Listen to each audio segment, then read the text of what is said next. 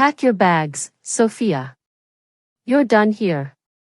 The words cut through the elegant Parisian apartment like shattered crystal. Madame Dubois stood in the marble foyer, her perfectly manicured fingers clutching divorce papers, her cold blue eyes fixed on the Nigerian woman who had dared to call her son. "Maman, please," Antoine's voice cracked from behind his mother, but she silenced him with a raised hand. "You chose a stranger over my son, over our family. A Korean actor you've never even met over 3 years of marriage." Her accent dripped with disdain as she threw the papers at Sophia's feet. Pathetic. But what drove a devoted wife to abandon everything, her marriage, her security, her entire life in Paris, for someone she'd only seen through a screen? What could possibly be worth destroying everything she'd built? Before we dive into Sophia's impossible choice, hit subscribe if you love real stories about love, sacrifice, and following your heart. And comment below, have you ever risked everything for love? Trust me, you'll want to hear every detail of what happens next. 6 months earlier, Sophia Okafor Dubois had been the picture of expatriate success. At 28, she'd spent 5 years in Paris, transforming from a scholarship student at the Sorbonne to the polished wife of a marketing executive. Her apartment in the 16th arrondissement screamed understated wealth, designer furniture, fresh orchids, windows overlooking manicured gardens that most Parisians could only dream of. "Chérie, you're perfect," Antoine would say, admiring her at dinner parties where she charmed his colleagues with her fluent French and carefully curated stories about Nigeria that made her seem exotic but not threatening. But perfection, Sophia was learning, could be its own prison. She'd met Antoine during her final year of university, tall, blonde, confident in that effortless way that came with generations of French privilege. He'd swept her into a world of wine tastings and weekend trips to Normandy, and when he proposed, it felt like a fairy tale. Her parents in Lagos had been overjoyed. "You've made it, Sophia," her mother had wept during their video call. "You've secured your future." The marriage had been beautiful, documented on Instagram with hashtags like #LoveWins and #crosscultural couple. But 3 years later, as she sat in their pristine living room watching K-dramas while Antoine worked late again, Sophia couldn't shake the feeling that she was disappearing piece by piece. "You watch too much of that Asian nonsense," Antoine would say dismissively when he caught her crying over romantic scenes. "It's not realistic, ma chérie." But in those stories, she saw something she'd forgotten existed: passion that consumed, love that transformed, people who risked everything for connection. It was escapism, she told herself. Nothing more. Everything changed on a Tuesday in March when Antoine burst through their front door, practically vibrating with excitement. "Sophia. The most incredible opportunity just landed on my desk." He kissed her cheek, still speaking rapidly. "Remember that Korean entertainment company I mentioned? They want to expand into Europe, and they need a marketing partner who understands cultural nuance." "That's wonderful, Antoine. But here's the thing, they specifically requested someone who could communicate in Korean for their initial meetings. And you're the only person I know who." He gestured toward her laptop, where a paused K-drama filled the screen. Sophia's heart skipped. "You want me to translate?" "It's a huge contract, chérie. 6 months of video conferences, maybe even a trip to Seoul. And the celebrity they're managing, Jiho, he's apparently very particular about cultural sensitivity." She'd heard of Jiho, of course. 29 years old, member of one of Korea's biggest idol groups, recently branching into acting. His face had graced her screen dozens of times, but she'd never imagined their worlds could intersect. "So you'll do it?" Antoine was already pulling out his phone to confirm. "The first call is tomorrow." That night, as Sophia practiced formal Korean phrases in their bathroom mirror, she had no idea she was preparing for the conversation that would unravel her entire life. The first video call was supposed to be strictly business. Sophia sat beside Antoine in his home office, translating between his rapid French-accented English and the Korean management team's equally rapid questions about European market penetration. Then Jiho appeared on screen. He looked tired, the kind of exhaustion that came from months of promotional schedules and public scrutiny. But when he spoke, his voice was gentle, thoughtful in a way that didn't match his polished public image. "Thank you for helping us communicate," he said in Korean, looking directly at Sophia through the camera. "I know this can't be easy, translating between such different business styles." "It's my pleasure," she replied, forgetting to translate for Antoine. "Your Korean is beautiful to listen to." Something shifted in Jiho's expression, surprise, maybe, or recognition. The meeting continued for another hour, but Sophia found herself watching his face more than taking notes. The way he listened intently to every translated word, how he paused to consider his responses, the brief moments when his professional mask slipped and she glimpsed something raw underneath. "That went well," Antoine said afterward, already focused on his laptop. "Same time next week?" But Sophia was still staring at the blank screen where Jiho's face had been, wondering why her heart was beating so fast. The second call lasted 3 hours. The third, almost 4. What started as monthly check-ins became weekly strategy sessions, then bi-weekly cultural consultations. Each time, the conversations grew more personal. "Do you miss Nigeria?" Jiho asked during their 5th call, after Antoine had stepped away to take another meeting. "Every day," Sophia admitted. "But missing home and having a home are different things, aren't they?" He nodded slowly. "In Korea, we have a word, han. It's like carrying sadness and hope at the same time. The longing for something you can't name. We have something similar in Igbo. Nweo, it means patience, but also the pain of waiting for something that might never come." They sat in comfortable silence, two people separated by continents but somehow sharing the same emotional space. "I think about you," he said suddenly, then immediately looked embarrassed. "I mean, our conversations. They're the most honest part of my week." By the 3rd month, Sophia was staying up until 2 a.m. to match Seoul's business hours, telling Antoine she needed quiet time to prepare translations. But the truth was more complicated. "How do you do it?" she asked Jiho during one late-night call. "Smile for everyone, be what they need you to be." "The same way you do, I think," he replied. "You become very good at being someone else's version of yourself." She understood exactly what he meant.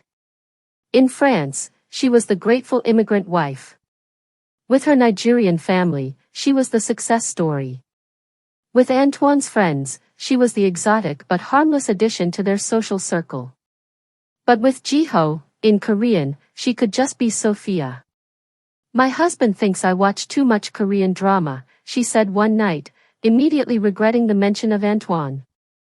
Jiho was quiet for a long moment. "You're married?" "Yes." "Are you happy?" The question hung between them like a challenge. Sophia looked around her perfect apartment, the designer curtains, the fresh flowers Antoine bought weekly, the life that looked so enviable from the outside. "I don't know anymore," she whispered. That night, Jiho sent her a private message outside their work platform. "Sophia, I think about you every day. Not just our conversations. You." She stared at the message for an hour before responding, "I think about you too." If you're already invested in Sophia's story, smash that like button. And I want to know, do you think emotional cheating is worse than physical? Drop your thoughts below because Sophia's about to face the consequences of her choice. The end came swiftly, like all disasters do. Antoine found the messages on a Thursday evening. Sophia had forgotten to close her laptop after a particularly intense conversation with Jiho about loneliness and identity. She was in the kitchen preparing dinner when she heard Antoine's sharp intake of breath from the living room. "Sophia." His voice was dangerously quiet. "Come here. Now." She found him standing over her laptop, reading months of private conversations. His face was white with rage. I think about you every day. You're the most honest part of my week. He spun to face her. How long has this been going on? Antoine, it's not. Not what? Not an affair? He laughed bitterly. You're having an emotional affair with a Korean actor. My wife is in love with someone she's never met. He understands me. Understands you? Antoine's voice cracked. I've given you everything. This apartment, this life, my name. And you throw it away for what, fantasy? The fight that followed shattered 3 years of careful politeness.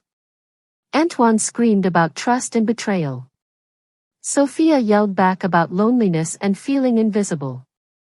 They said things designed to wound, using each other's vulnerabilities as weapons. My mother was right about Nigerian women, Antoine spat. Take what you can get and always look for something better.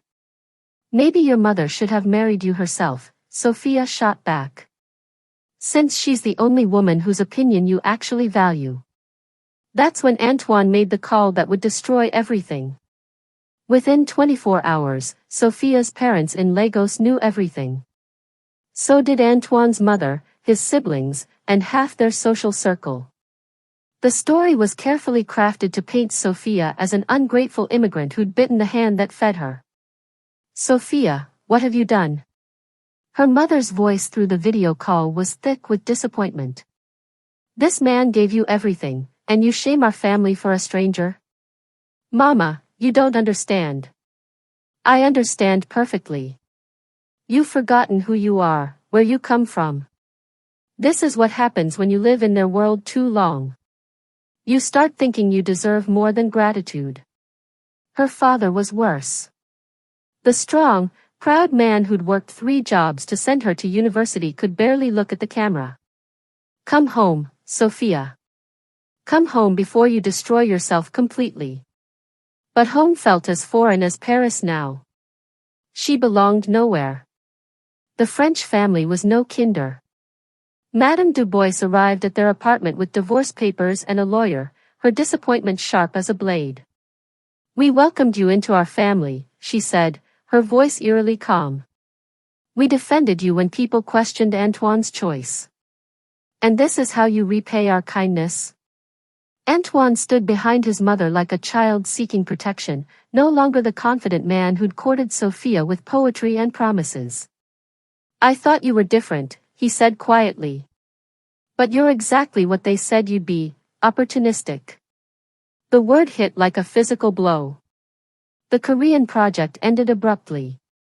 Antoine's company terminated the contract, citing cultural complications. Sophia's last official video call with Jiho was conducted under Antoine's watchful eye, a stilted, professional goodbye that betrayed nothing of the connection they'd built. But afterward, alone in the apartment that no longer felt like home, Sophia received a private message. I heard about the contract cancellation. I hope you're okay. She stared at the screen, tears blurring her vision. How could she explain that she'd lost everything? That her marriage was over, her family was ashamed, and her entire life had imploded? I can't talk anymore, she typed. I'm sorry. For 3 weeks, she lived in limbo. Antoine moved in with his mother while lawyers discussed asset division and visa status. Sophia's translation work dried up, word traveled fast in Paris's tight professional circles. She spent days in the apartment, surrounded by the detritus of her former life, wondering how to rebuild from nothing.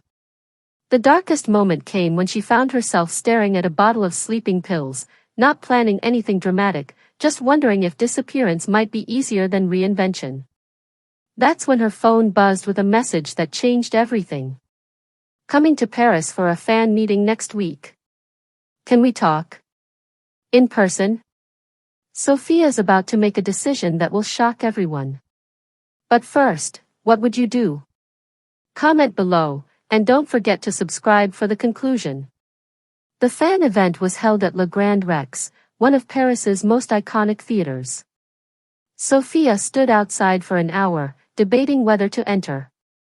She'd bought a ticket impulsively, then spent 3 days agonizing over the decision. Inside, hundreds of fans screamed as Jiho took the stage.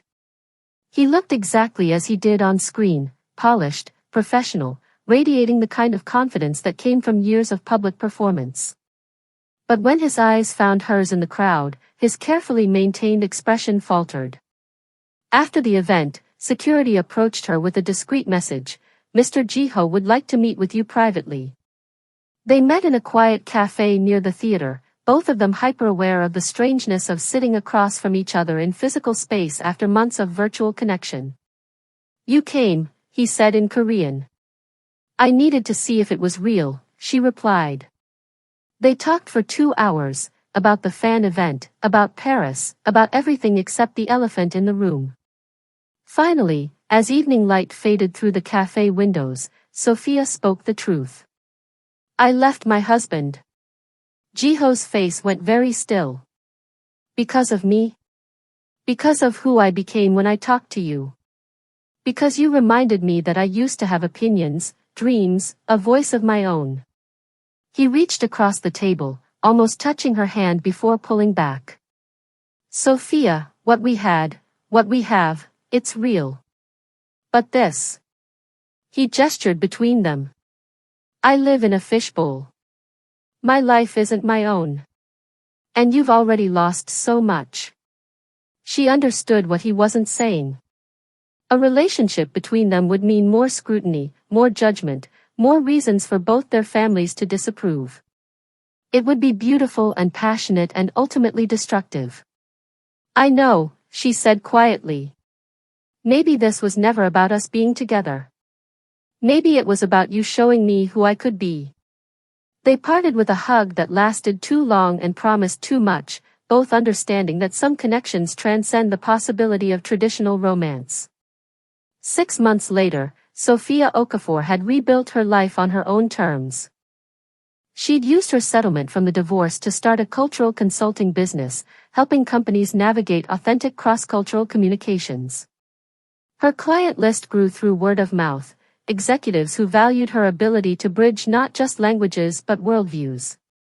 She found a small apartment in Belleville, Paris's most multicultural neighborhood, where her Nigerian heritage felt like an asset rather than a curiosity.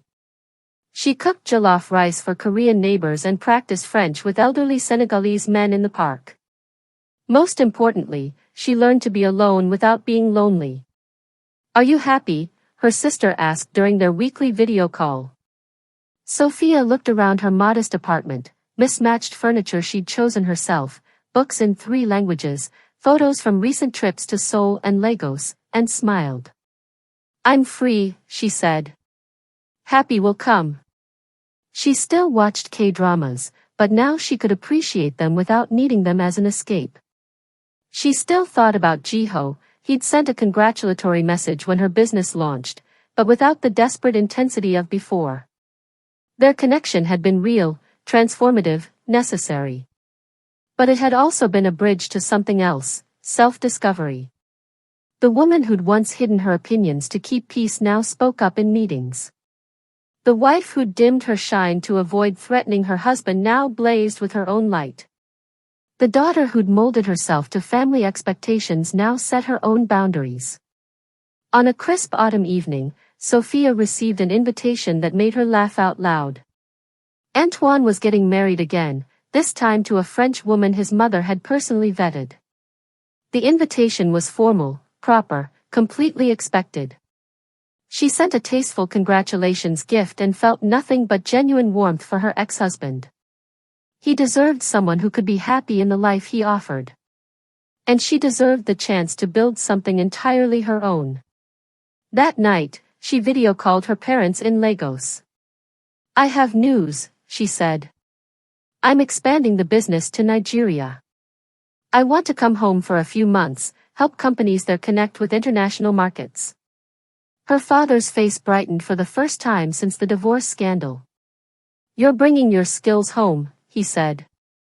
"I'm proud of you, daughter." Her mother wiped away tears. We missed you, Sophia. Not the perfect wife or the successful expatriate. Just you. Sometimes the greatest love affair is the one you have with yourself. Sometimes you have to lose everything to find out who you really are. And sometimes, the person who changes your life forever isn't meant to stay in it, they're meant to show you the door to your own transformation. Sophia closed her laptop and looked out at the Paris skyline, feeling grateful for the first time in years. Not for what she'd gained or lost, but for what she'd become, a woman who finally knew her own worth.